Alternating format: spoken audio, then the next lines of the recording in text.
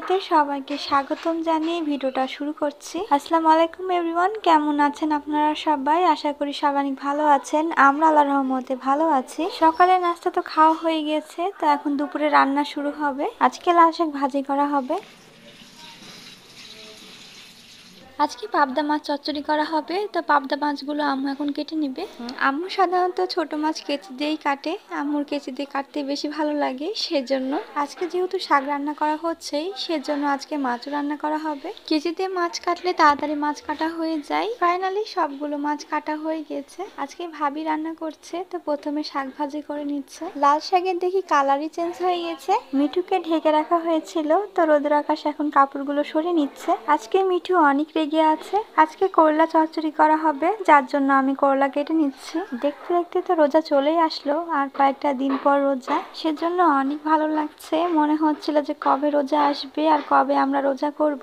এভাবে দিন গুনতে আমাদের অনেক ভালো লাগে। অনেক তো কাজ করা হয়, কিন্তু নিজেদের দিকে তো খেয়াল করা হয় না, সেজন্য আম্মু এখন রূপচর্চা নিয়ে ব্যস্ত আছে। এখনই নিচ্ছে সামান্য পরিমাণে চালের গুঁড়া। ওইদিকে তো রূপচর্চার কাজ করা হচ্ছে, আর এইদিকে শাক ভাজি করা হচ্ছে। সবকিছু তো দেওয়া হয়ে গেছে, এখন দিয়ে দিতে হবে সামান্য পরিমাণে শ্যাম্পু। তো প্রথমে ভাইয়াকেই দেওয়া হচ্ছে, আম্মু তো ভালোভাবে মেসেজ করে দিচ্ছে।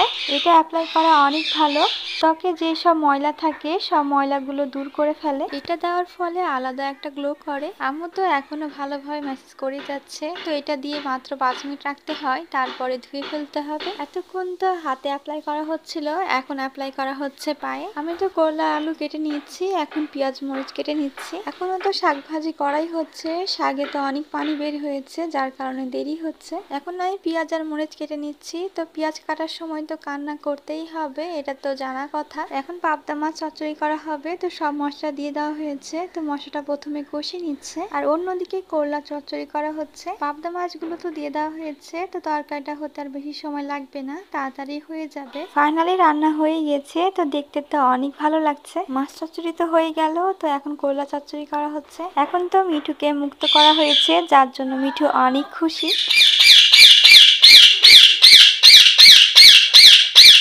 আমরা এখন দুপুরের খাওয়া দাওয়া করতে বসে গেলাম। আজকে অনেক কিছু রান্না করা হয়েছে, করলা চচ্চড়ি আছে, লাল শাক আর মাছ তো আছে। তো আমরা এখন খাওয়া দাওয়া করে নিব। তো সন্ধ্যা হয়ে গেছে, তো ভাবি নুডলস বানিয়ে নিয়ে এসেছে। তো আজকের ভিডিওটা এখানেই শেষ করছি। সবাই ভালো থাকবেন, সুস্থ থাকবেন, আমাদের সাথে থাকবেন। আল্লাহ হাফেজ।